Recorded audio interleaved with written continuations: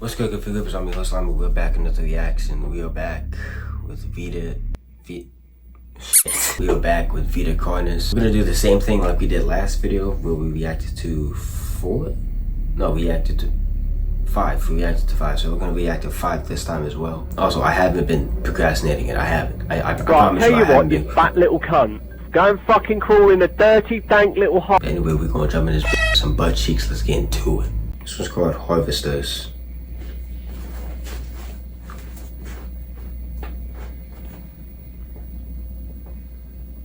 The Harvester. The harvester is a large, bulbous mass, with a large amount of tendrils spreading from the base. The bulb measures around 3 meters in height and 2 meters in diameter. The tendrils, on the other hand, can extend up to 150 meters in diameter horizontally. The harvester is a specialized form of crawl that grows in a unique and deadly way. A harvester is created when a node that will grow into a harvester, instead of separating, continues to grow. Eventually, it will grow tendrils of its own. It uses the energy provided by its mother branch and expands its reach further. Its tendrils, hidden just below the surface of the ground. Does it kill us? The harvester is equipped with 2 types of specialized tendrils. The first type is bulky and flat. They lie the closest to the surface. These branches are lined on each length of the tendril with spines, extending in the shape of a bear trap. On each side of the branch, those particular spines have a vein that feed into them, that pump 2 types of venom. On one side, the spines can inject a neurotoxin, which will attack the nervous system of whomever it is injected into, causing sudden paralysis. The other side can inject an anticoagulant, which when injected, prevents blood cells from clotting. Whenever a large animal moves across the area armed with these tendrils, the branches will clamp onto the animal and thrash violently. Once the prey has been injected with both venoms, the tendrils will rest and the prey will immediately collapse. The animal will be unable to move due to the paralysis, and the wounds caused by the thrashing spines will not stop bleeding. All the prey can do is lie patiently, until succumbing to blood loss. Once the prey has bled out, the second type of tendrils come in. They lie below the spine equipped once. These branches are thick, but very sturdy. They share similar anatomy to the small branches of the crawl, equipped with organelle that absorbs nutrients. These tendrils sense the blood, and move their way to the surface and begin to absorb the vital fluid. Once the blood has been consumed, the tendrils will wrap around the body and begin to shuffle downwards. This movement loosens the soil and slowly pull the body underground. Once secure, the tendrils will continue to feed until there is nothing but scraps. The nourishment absorbed by the tendrils will be sucked back into the main bulb of the harvester. This bulb houses all the vital organs and the venom glands that pump into the spines. The nutrients are then converted into usable energy. The remains underground decompose, providing a rich soil, causing very prominent plant growth, which then attracts more animals. A strange behavior the harvester displays is its choice of diet.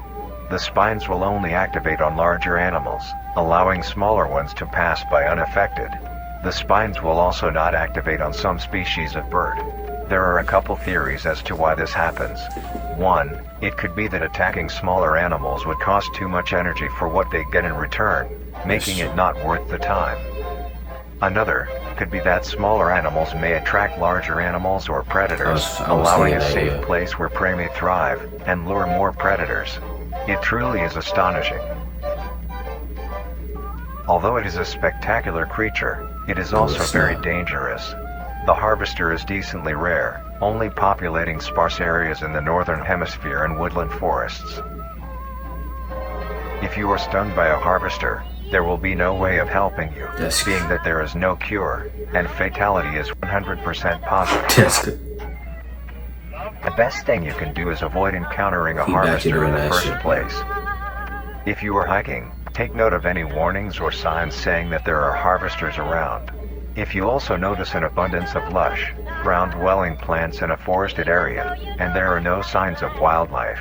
This is suspicious and you should leave the area, staying close to the base of large trees or rocks.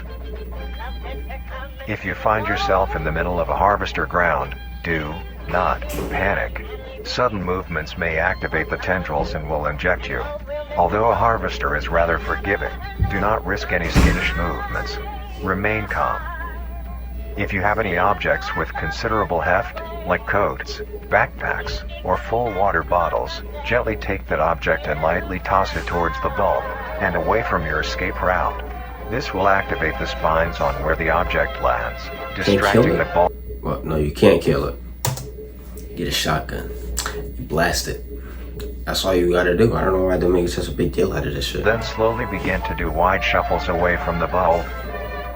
If possible, throw another object when you are certain you are a fair enough distance away, just to be safe. Continue until you are completely sure you are out of harm's way. You may come out unscathed, but don't be too obnoxious, or you will be a harvester's next meal. Next up is... Oh, great heavens! What the fuck is host of influence? The mimic is still like the worst one of them all. The host of influence. That looks disgusting. The host of influence, more commonly referred to as the host, has its name derived from a host who invites guests to an event. Not to be confused with a host, a harborer of parasites or disease. The host is a semi-humanoid looking organism. It has the structure of a head, torso, and arms. Other than this, it shares no other characteristics. I can see that. The lower half of the host is comprised of a mass of fibrous tissue and tendrils that burrow into the ground to hold the host in place. Instead of skin, the host is covered in muscular tissue fibers, tendons, and veins. In some parts of the body are covered in a meaty plate, used to cover any large exposed areas, but allowing movement. He just stuck there. The host's head has a smooth surface where the face should be, attached to a crooked neck, which houses a slit in the front used for feeding. On the host's back is a mound of pores. Protruding from these pores are hollow, hair-like structures, extending outwards. These hairs are barrels that release spores produced within host's body, by being fired into the air. These spores are hazardous, so keep clear of them at all costs. Luckily, the host is rare, only found in North America. Obtaining info about the host is a very risky and daunting task. Why? This is because of their rarity and of how dangerous it is to be up close to one. They're stuck there though. The sores released by a host is very dangerous when inhaled. A host will release a cloud of spores into the air, which will be picked up by wind and carried great distances. If an organism inhales the spores, the particles will find their way into the organism's brain and infect them. An infected organism will show no symptoms of infection right away, but a couple hours after infection the infected organism's behavior and thought process will change. They're gonna walk towards it. The first symptoms that appear are restlessness, sluggish movement, numbness of joints, and lack of coordination. Then more serious symptoms appear over time. These include dizziness, migraines, impaired speech, and trembles. If you, or someone you know show these symptoms, contact poison control or emergency services. After a total of 6 to 7 hours after infection, the organism will cease all activities they were previously doing and begin to walk. The direction the infected will walk is towards the host whose spores have been inhaled by the infected individual. If the infected makes their way to the host, they will kneel down in front of it, expose their vital organs, and the host will promptly gut and remove those organs. The host will consume them and discard the leftover scraps. However, if an infected organism doesn't reach the host within a 36-hour span or is treated for their infection, the effects will wear off and return back to normal. If a host is unable to find prey or doesn't like its current location, it will unroot itself and move to a new location. You're supposed to be good at to the fucking ground. You stay your ass. He was making it sound like he was stuck there. But nigga could just walk around. Enough this nigga right now, bro. What the fuck? Their scarce numbers and the hazard of being around one makes getting info about the host very daunting. All you need to currently know is that the host is extremely dangerous and should be avoided at all costs. Next, the monoliths.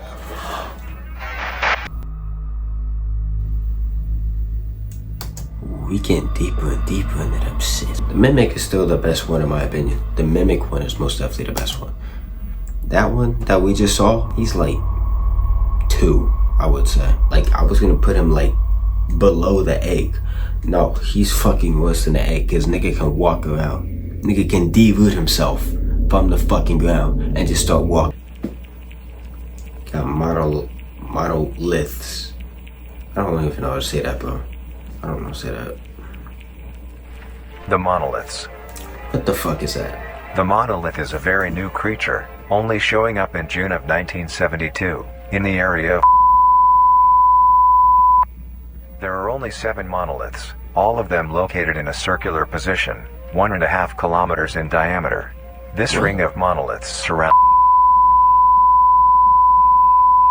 That hurts my ears. The monolith is a Titanic-sized being, measuring roughly 120 meters in height. Each monolith has 2 trunk legs that are firmly embedded underground. What the fuck? That's his legs. It had 2 legs. Those were his 2 legs. What the fuck? No! This one might be on the top of the fucking list. Might be on the top of the fucking list. There's only fucking 7 deadly sins.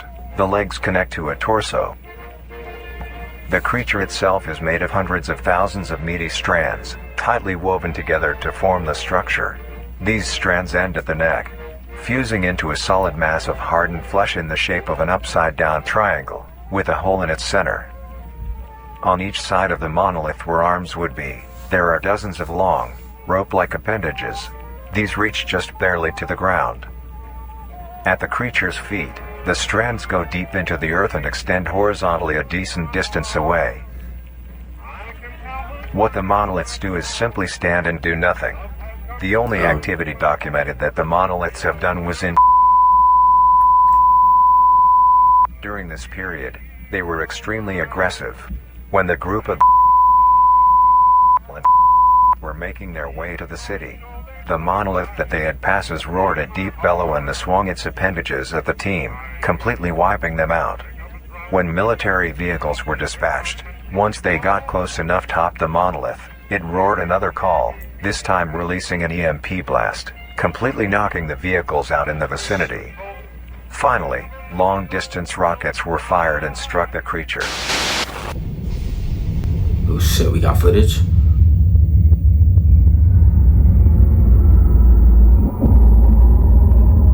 What the fuck?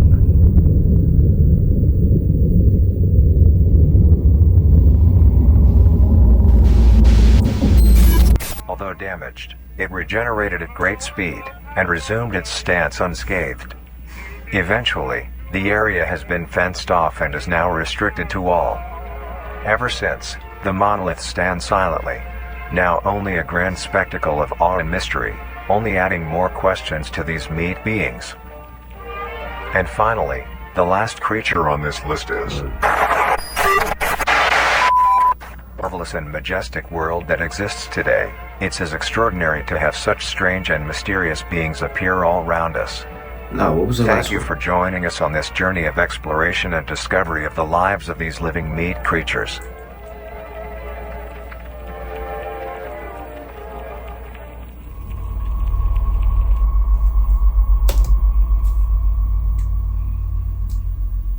There was another one though. This next one is called Cook at Home Kitchen Cheese Crawl Penny Cook Alone. Okay, I don't understand. This could be the greatest discovery of the age. Baby, let this feeling in. Have any information of the whereabouts of We made be making a dish that has recently gained a fair amount of popularity. What is This that? dish will be a cheesy crawl penne.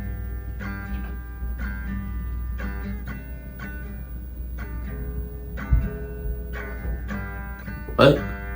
To start off, these will be the ingredients you will need. 3 cups of penne pasta. Roughly 3 cups worth of fresh crawl. Try to get a variety of sizes when you buy yours, or when you harvest them yourself. 1 cup No. of cheese. Half a cup of green onion. 1 teaspoon of salt. 2 tablespoons of Cajun spice. 2 tablespoons of parsley. 1 tablespoon of dill. 1 tablespoon of garlic. A pinch of pepper. And finally, the most crucial ingredient. Nutrier Company's newly released Flavor Enhancer. To bring out the richness of flavors within each and every meal. First, get a medium-sized pot and fill half of it with water. Okay.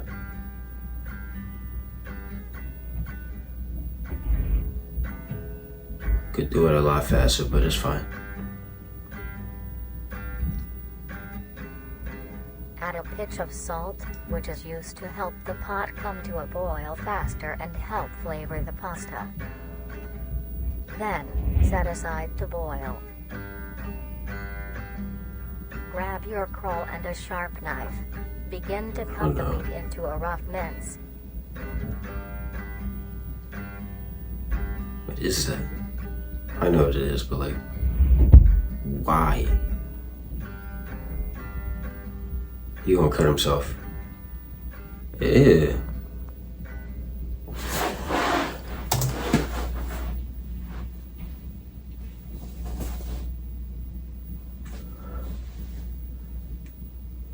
Y'all better be wearing headphones. Y'all better be wearing headphones, because if you did, you heard that shit in your fucking idea. What the? This is disgusting. That's disgusting. Crawl is soft on the outside, but the interior has a surprising sturdiness.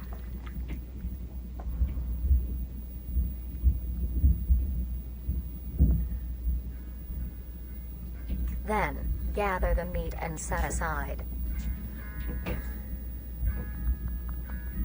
That's disgusting.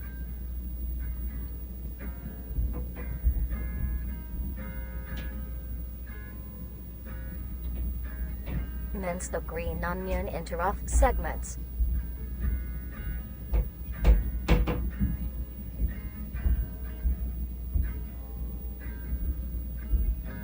Take this mince and set aside as well.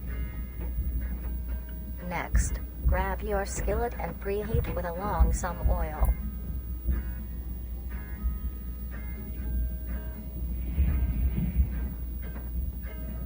Take your minced crawl and spread it evenly across the skillet.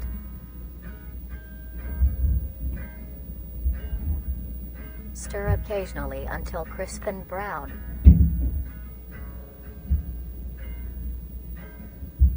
As your water reaches a boil, add your penne and stir occasionally.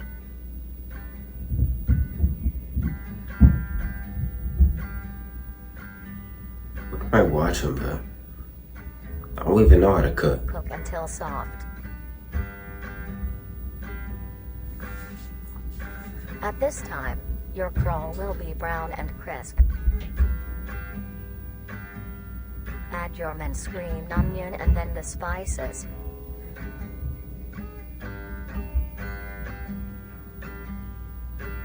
Mix well. Once your pasta is finished cooking, strain it.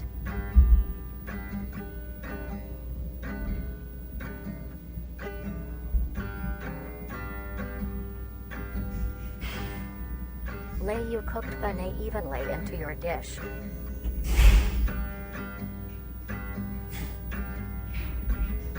Then add the crawl topping.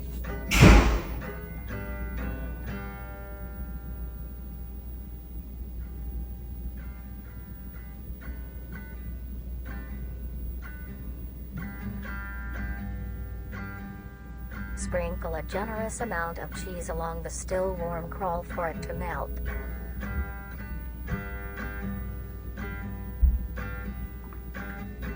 At this point, finish preparing the dish with your flavor enhancer, but allow your dish to cool to a temperature below 60 the frick was degrees that? Celsius, or else the enhancer will not work. I'm not eating that, by the way. I feel like nasty. And now, you may serve and enjoy. I'm only saying it looks nasty because I know what.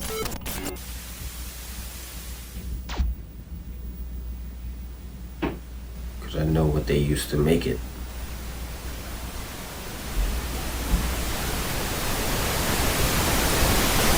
What is that?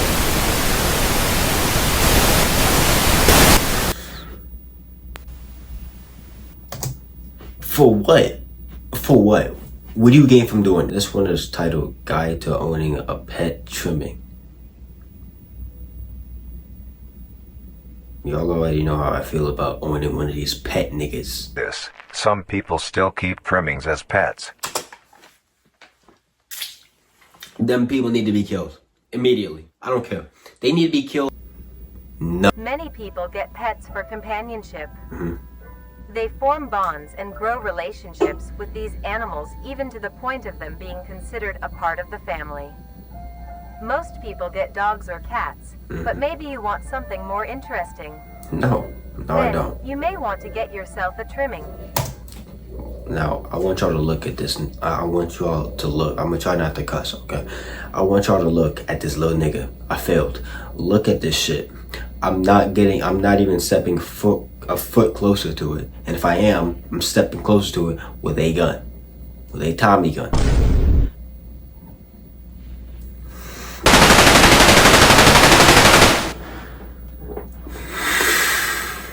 Yeah. These lumps of meat have grown a reputation to be a loving companion for many people in the recent months. Although I don't even know most people may not know the proper ways to care for them. Today, we will be showing you how you can care for your pet trimming. I got the perfect way to care for one. Taking care of a trimming is fairly easy, but this is no reason to slack off. They are living things and do require maintenance. The first thing to keep in mind when keeping a trimming is the temperature of your home. While trimmings are resilient to both high and low conditions, you want to keep your base temperature near room temp, maybe slightly cooler. That being 95 said, degrees, got it. trimmings prefer warmer areas to nest. A simple setup you may use is a box with some blankets on the inside. Make sure there is enough for your trimming to cover itself. And now, you have a comfy bed for your buddy. Next, you want to give your trimming the best diet possible. Rat poisoning. Trimmings are not picky eaters, and will eat anything you give them.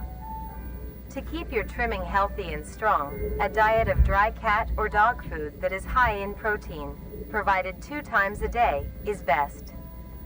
As a treat, you may give your trimming any scraps of your food. Things like apple cores, banana peels, or eggshells are a perfect snack. Eggshells. A thing to remember is trimmings are nocturnal and make plenty of noise.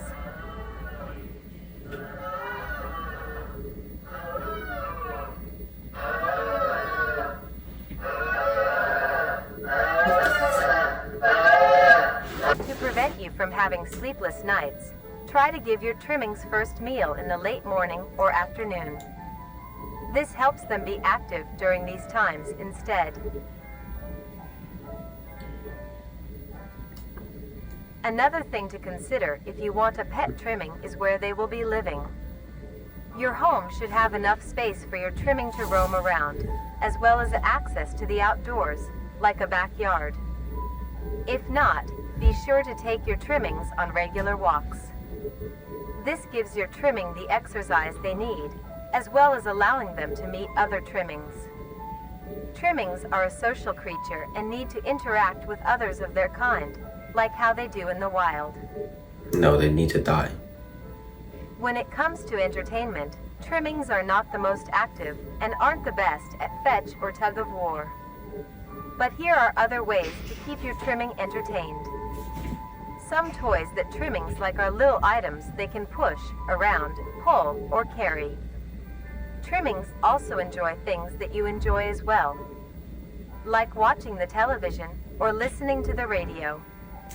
They love seeing and listening to all the funny things coming from the devices.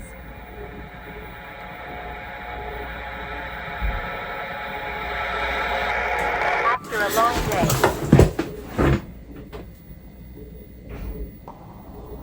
Mama huevo. What's your name, David? The person that created this? I think your name, David. I'm pretty sure your name, David. You gonna stop playing these sound effects in just one ear. I'm gonna come for you and your trimming. I'm gonna shoot it. I'm gonna let you watch as well. The fuck was that? your trimming might be dirty and need a wash. To clean them, start your bath with a gentle warm water, mixed with a bit of hand or body wash. Gently scrub the trimming's feet, armpits, belly, and neck fold. No. Remember to be careful around their face and avoid getting soap in their eyes, nose, and mouth. Gently pat dry with a towel when done. Now your buddy is all clean. It's gonna bite you.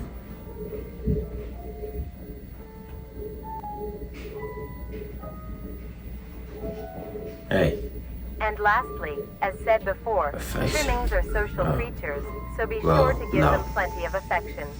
No. They love receiving pats, scratches, and pets. It's too bad. They also love to sit with you and cuddle. Since they communicate with each other in the wild, it is best to replicate this behavior with them as well. Simply talking to them is plenty enough. You can talk about your day, if anything interesting happened at work, if you are working on any new recipes, or talk about the weather. It's gonna say the exact same thing my dog is gonna say. Trimmings are very good listeners and love to be involved.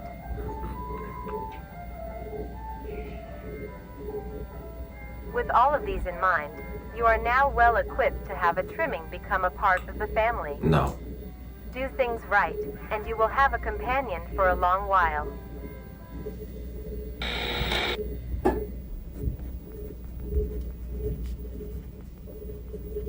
Who is writing himself down?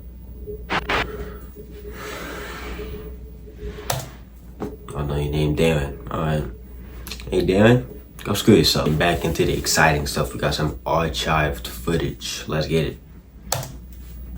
Let's meet snake specimen archived footage. I think they it's like a human, like an actual human garbage disposal. Like you put like dead bodies in there and stuff to like dispose of. Okay, shut up.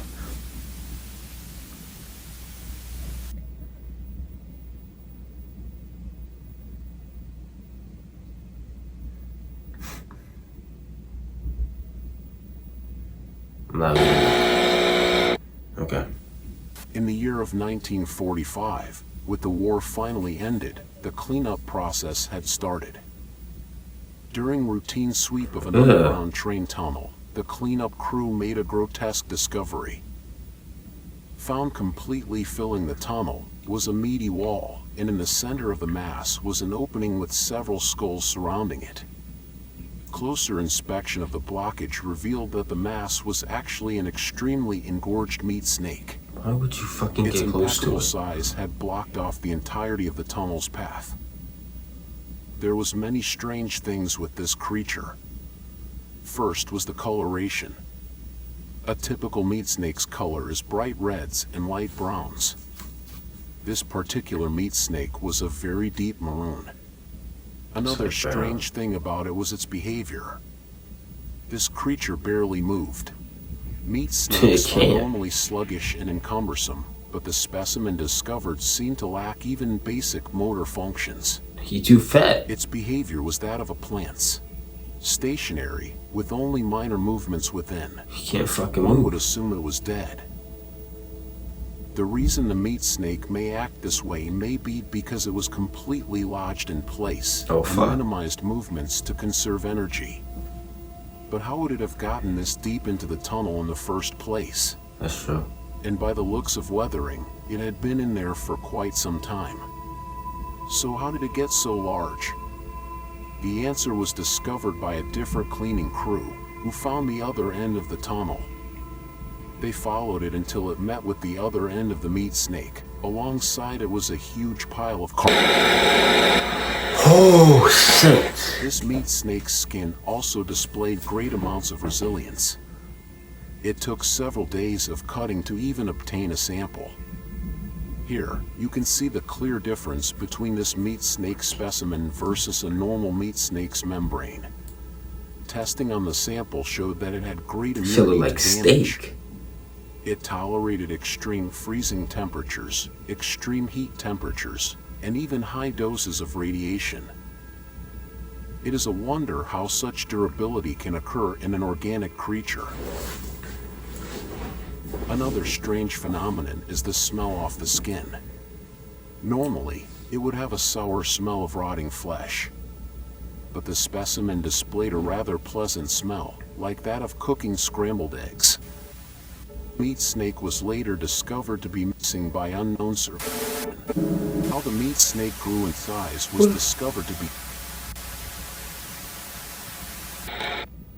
What the fuck?